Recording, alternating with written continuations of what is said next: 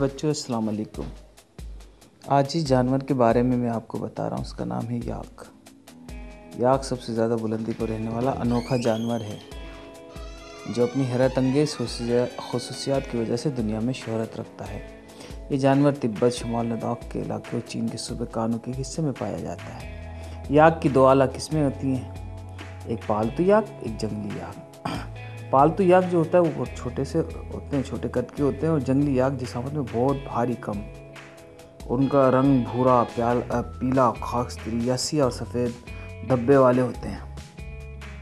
अच्छा, जंगली जो याक होते हैं ना, उनके सींग वजनी और सींग काफ़ी लंबे होते हैं। याक कद में तकरीबन 7 फुट ऊंचा और दुम तकरीबन 6 फुट लंबी होती है। जिस्म के बाल बहुत लंबे और खुरदरे होते हैं। याक सतह समंदर से तकरीबन 6000 मीटर की बुलंदी पर रहता है। उन्हें सख्त से सख्त तरीन सर्दी में भी ठंडक महसूस नहीं होती। याक की ग़िज़ा घास, छोटी छोटी झाड़ियाँ, पौधे, उनकी नरम नरम कोंपले और कांटेदार पत्ते होते हैं। याक ज़्यादातर बार बर्दारी के लिए इस्तेमाल किए जाते हैं। इस पर एक वक्त में तकरीबन 150 किलोग्राम वज़न लादा जा सकता है।